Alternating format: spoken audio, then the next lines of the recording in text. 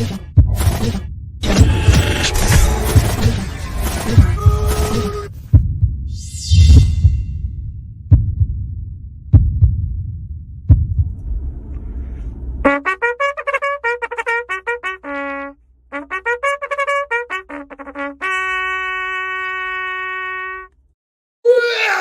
to Friday.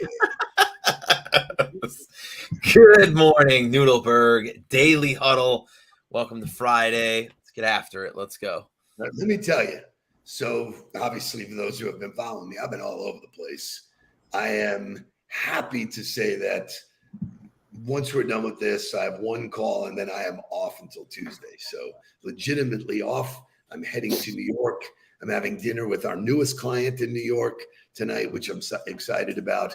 But I must say, and I am super proud of this, yesterday's conversation was really, really good. I mean, and I'm not saying that because she's part of our team and all of that shit.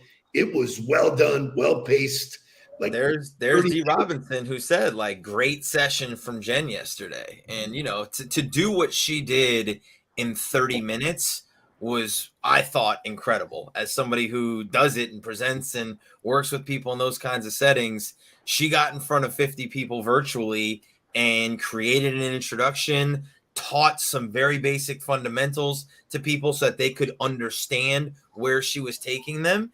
And then she put them into practice immediately and had people do the exercise with her and started talking to her and started working with her. And it was fantastic. I enjoyed it. I loved it. I think that's, for me, I'm ADD. I had a lot of things going on yesterday because I'm leaving, but I took the time and I said, I'm gonna, really pay attention to this. And I was not disappointed. Her style, she was funny. She was irreverent. So she was everything we had hoped. And the reaction was great. So if you are interested, next week, her course goes live, and the interactive nature, shout out to Joy Linsky, because she was amazing as someone who here, take me. I'm hoping that Joy ends up being in here this morning, because she chose to be not really. She got chosen to be the guinea pig, but she opened up and did it. And it was great to see and hear somebody try to communicate what they do in the language that they believe should work, and watch them get caught up and stuff like that. So it was awesome. You shut my ass down quick. That's correct. I'll tell you what, that was probably worth the price of admission. So for anybody who was there yesterday, every time she was shutting you down, I was thinking the Captain Phillips movie. I'm the captain now. Anybody who was there yesterday, if you want to get engaged with Jen, if you want to take the opportunity to spend a month with her, perfecting your communication, learning the anchors, and really understanding how to communicate what your value is, her boot camp kicks off next week. Shay had the graphic up there, but reach out to her, reach out to us. We can get you guys signed up and rocking and rolling for that, because it's going to be awesome. And there's going to be so many people who walk away with such valuable tools after that. For me, when Joy went through it, and she was very confident about, the things that she was saying, it became incredibly obvious where the pitfalls were. Right. I think she even knew. I think Joy knew. Right. Saying it. There it was. Yep. That's right. Like, I'm talking above everybody. I forget. It was something to do with interior design or something. But okay, what's that? Experiential space is what. Something like what? And it was intriguing to really understand her concept of meet them where they are, meaning don't speak in language where you lose them immediately, right? Everybody wants to differentiate themselves, but give them a point of commonality. And that to me was like being able to tell somebody that I'm a coach and a trainer, period, and be done. They can at least understand and grasp that. Now I can dive into what differentiates me from every other coach and trainer, but you got to at least build the bridge to start in order to be able to take them on that journey of where you want them to go. So, Greg, the recording is $1 million. That is correct. Here's the thing, and this is all all about, learning and training and coaching and all of it, is that I loved her content, but I don't buy all of it. There was part of it that I could have challenged and said, in my process, that fit here, and I could work on that. I really could.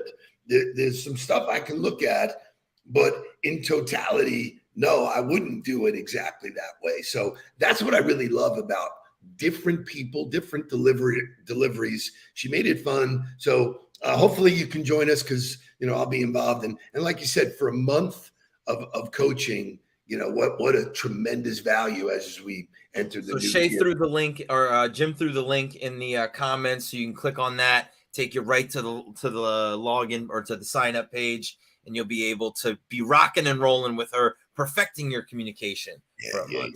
So a couple updates. Like I said, I'm going to New York. I won't be here Monday. Mark and Lori are taking that Monday seat. Jake is in Chicago. Got on the plane this morning, and it was all Dolphin fans, he said. So he is on his way to Chicago. He said there's lots of Finns fans that are excited about a weekend in Chicago. They're going to get relatively warm weather, it looks like. So good 60, for them. Going 60, low 60. Low 60. Good for them to go up to Chicago in November and not be in the frigid tundra of what it could be. I'll be in New York, and I'm basically just bringing a light coat, man. So, exactly correct. Jen just showed up. She missed all of the accolades. Yeah, we just talked on you for 4 minutes, Jen. Great job yesterday. We loved it. Excellent work. We got to wake up at some point, though. Speaking of coaching and training, though, just before we do that, show me the picture of Closet Factory. I got the opportunity to go and work with them. And here's what I love about them and their leaders. They wanted me to talk about a specific topic. I was there a couple of months ago. I go every quarter, and they give me a topic to work on, like a workshop. The topic that they asked me was objections. Mark and I are going to go through some of the exercises with you today. So stick around. Let's wake up. We got some good stuff. Let's roll.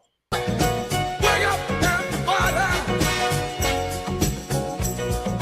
Get up, get up, get up, get up. Wake up. Come on, come on. Wake up, everybody. Teach a new way. Maybe then now listen what you have to say. Wake up, everybody. No more sleeping in bed.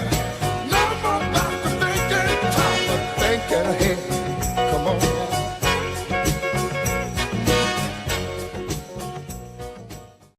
So Jim, very astute.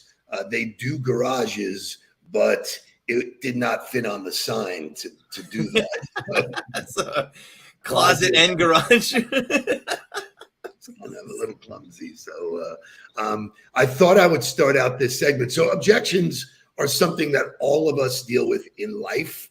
They deal with it certainly in business, and we have a very unique perspective on it. It worked really well. The workshop yesterday was on fire. Congratulations to all those people. So I thought I would create some motivational music to get us into objections. Give me the Rolling Stones. You can't always get what you want. You can't always get what you want. You can't always get what you want. But if you try sometimes, it just might find. It just might find. You get what you need. Oh, yeah.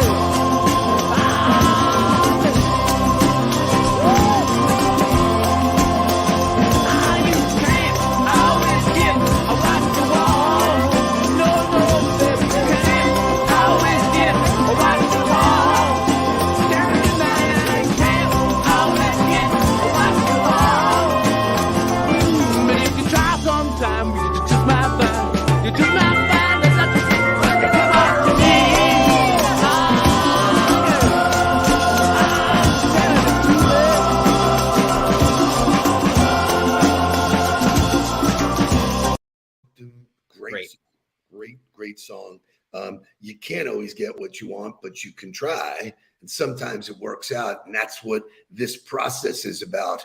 Shout out to Shay, because I asked him, can we actually do a presentation style thing here in StreamYard. And Shay goes, I got it. And sure enough, we are about ready to show the presentation like as if I was doing it in a Zoom call. Shout out to you, brother. Let's get going. Now, he put himself on. It might be nothing.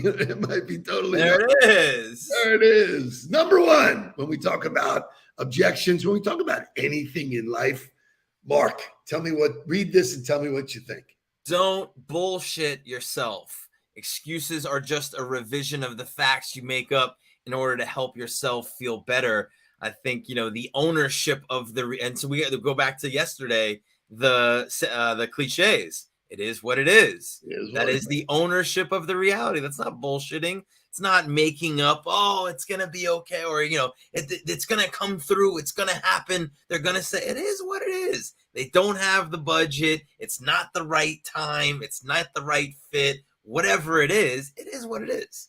But if you decide to live a life of excuses, you'll constantly make up the language to make yourself feel better. It's like a security blanket. It's when you rip that blanket away and you stand out in the cold and you go, okay, man, that's what's really happening. How do I deal with it? So it's important to know that as we get into this presentation. Shay, give me more. So it's all about customers. And with customers, it's very important to understand that customers have a choice and they have a voice. So for me, to understand no matter what business you're in, it's a commodity. It's unbelievable. It doesn't matter. You can get anything you want done, product, service. It could be done faster, cheaper, sexier, but if you treat everybody and know that they have that choice, like for me, let me just finish. For me, when I built the phone business, all I said to people was, I want to be one of the choices when you're ready to buy, not, selling them. So what's your comments? Well, the word customer, I think has lost its value in today's society. I'm going to give a shout out to Stan the man, Grandpa Stan. When I would go see him on the floor of the showroom and he would introduce me to one of his customers, it was a term of endearment because there was relationship there. It meant something to be one of his customers. It meant that he took care of you in a certain way. He was looking out for you in a certain way. So, we've done presentations about customer experience and customer journey, but that word customer, just changing your perspective of what it means to try to make somebody your customer. And if they are your customer, what it means in terms of what you should deliver and the way you should treat them will change your sales process. Because if it is a term of endearment, how you go about trying to make somebody a customer changes based on the way you view them. I think that's well said. And I've heard them called clients as opposed to customers. There's lots of terminology, but at the end of the day, I think this next slide really talks about how a lot of salespeople think. I love it. The customer's not always right. So this is a fact, though. So this is why I went here, because not only does the client or customer have a choice and a voice, so do we. Sure. So do we. So the idea here is that if you run into someone that's a moron, and there are plenty of morons out there, you have a choice to say, not a fit. I'm leaving. I'm stepping out of this conversation, because what happens is, if you dance with a moron, somewhere along the line, there's going to be an objection that you just go like, where did that come from? Because they never had any intention of buying in the first place. Yeah, and that goes to that. Then you're questioning, why am I even doing this, right? Like, I'm not enjoying the person that I'm dancing with. I'm having to jump through these hurdles and these hoops to try to figure out a way to fit that person. When in reality, if you just accept reality and stop bullshitting yourself and just say, great, they're not a fit. That's okay. Let me go find another conversation. Let me go have another conversation with somebody who might be a fit. So Bill is new to the Huddle. I haven't seen that name, but he comes Yeah. up with a comment, the option of convincing your prospect to be one of your choices when it comes time to buy is gold. True. Love that. That's what I said, but I want you to understand I do no convincing. I think, if you are trying to convince someone, somewhere down the line, they'll go, you made me buy this. In the good scenarios is look at what I purchased. I'm so proud. Look at how I negotiated. Oh, he sold it to me or he made me buy it is a whole nother conversation. So Shay, show me the objections. I'm sorry, Mark. No, that's good. I mean, just, speaking to that is, if you're spending your time convincing, as soon as you convince somebody that they should do business with you, they've already started to stop doing business with you because you're going to have to spend your entire lifetime with that person, keeping them convinced. Because if you're convincing them, then they're not a fit, right? And the whole point is to find people that are the fit, that are willing to spend whatever the value is for the service that you offer, that fit the philosophy and style in which you plan to deliver that product or price or that service, whatever it is. So for me, why would you convince somebody to be a fit? They're not a fit. Just go find the ones who are. What's interesting about that word convince is that a lot of salespeople convince themselves that the prospect is really interested because they want to make quota, because they're getting shit on all day long. Go make it happen. Boom, boom, boom. They're not really engaging. They're not really developing. They're probably not doing prospecting activities. So, the objection is just something that you need to uncover. And this is the most significant thing. And I was so proud of the team yesterday because they really got it. Shay, give me the next slide. So it's about you. Give me the next one. You got keep going. You got to own your own shit. You got to know where you are in the process. You got to really, really diagnose what's going on, because without diagnosis, it would be like you walking into the doctor's office and them going, nice to see you, Steve. You need penicillin. What? No questions, no nothing. How am I feeling? What's going on? All of those things matter. So what I did for them, which I think you really like, is I put it into a couple of categories of things that, something's going on there, and it's your job as a detective to figure it out. So these are them. A budget. We just had a conversation this morning. Someone was interested in doing business with us. We found out ahead of time, either with a trial balloon, what I call it. Boom, I don't work for anything less than this. Or what budget did you have in mind? What did you think you were going to spend for this kind of service? You find out what sandbox they're playing in, and that was not our sandbox. And that's where I don't ever like to leave a conversation. So we got to that, hey, this is the floor for us. Because when I asked the question, hey, what does your budget look like for this? They really had no concept. They were like, I have no idea. I've never done anything like this. We've never even thought about investing in something like this. So that's where you got to take responsibility for the conversation to say, great, here's the range then. Here's where we would normally work with somebody like you. And here's where the floor is. Now, you may say, oh, well, you're cutting out possible opportunity. But to me, if they don't even have a realm of what they're willing to spend, I'm going to give them the range. Here's what we do. Here's the budget that we normally work within. Now we can decide what the deliverables are based on the budget that you're willing to spend. But that helps steer the conversation, as opposed to going, oh, well, why don't you think about it? Or why don't you figure out what the budget might be and get back to me? And now you're playing the game of we're all over the place trying to get back in touch to figure out what the budget might be. So the next one is related to budget, but it's not budget. It's price. There are some people who just won't pay the rate. Think about the last time you went to a hotel. You can get in a hotel, you get a bed, a shower, and a place to hang your hat. Boom, great. You can get it for $99 and you can get it for $4,000, a night. Right. They're still getting, when you go to Ritz, it's still a bed, a shower, and a place to hang your hat.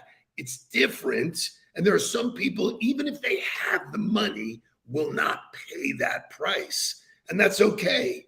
What the challenge is if you don't uncover that up front, man, you're going to be dancing with these people for a long time and you're never going to get anywhere. I believe in getting to this stuff up front. Yep. Before we go into any specifics, let's get a sense of what we're talking about. The third one, Shay, this one's great. This one's, I've done it by accident, thought I was talking to the right person, and then they have the ability to say no, but not the ability to say yes. Right. Yeah, and I think this, this goes back to being the detective, and same thing with price is like, are you asking the right questions? Have you, and this is the carry on from the virtual coffee is like, if I've done a great job of building the relationship up front, I've got no problem moving into this conversation of, well, who's the decision maker here? How do you guys decide on training for your organization? Or who's the person that's putting together the event that's deciding on the budget for what you're going to spend on a speaker? Or all of those conversations that we end up in, if I feel comfortable, if I'm not going there in the first 5 minutes of the virtual coffee, I've worked my way to that point. So I think people get caught up in like, oh, well, let me get this information figured out up front so I don't run into these objections, but they don't realize that it's still in the middle of the process, right? Like I still have created some kind of connection point and had a real relevant dialogue with them so that I know they're invested in me before we get to these buying conversations. Melissa, fantastic question. And the way to do that is to build in boundaries. Here's my presentation. Here's the price. And it's good until next Friday. Yep. Because we're in a fluctuating market based on all the resources, based on, supply and demand, based on lots of different things. But the idea that you make somebody commit to something within a time frame, is an upfront conversation. Budget, price, decision maker. Next one, timeline. Boom, look at you. So some people say, I want it done now. Well, when I bought my furniture, they said, can't have it for 7 months.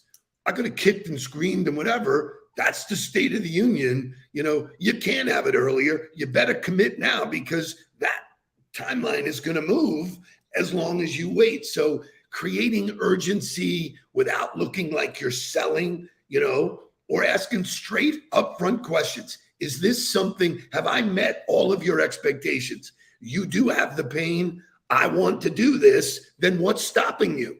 Yeah, that's the right look in their face, man. And then the isolation of it, or the hypothetical, like for Melissa, where she was like, if they really are the decision maker, but they're using that as an excuse, then pose the hypothetical to them. Say, if you were the decision maker, would you pull the trigger on it? Yeah, love that. You know what I mean? Like, because now I'm going to get to, okay, well, it's not really the fact that you have to consult with the decision maker. There's something else that's keeping you from saying yes to it. So if they go, oh yeah, if I was a decision maker, we'd pull the trigger, then you know that they're lying to you. You know that they are the decision maker. They're using it as an excuse not to pull the trigger. They just don't want to tell you no.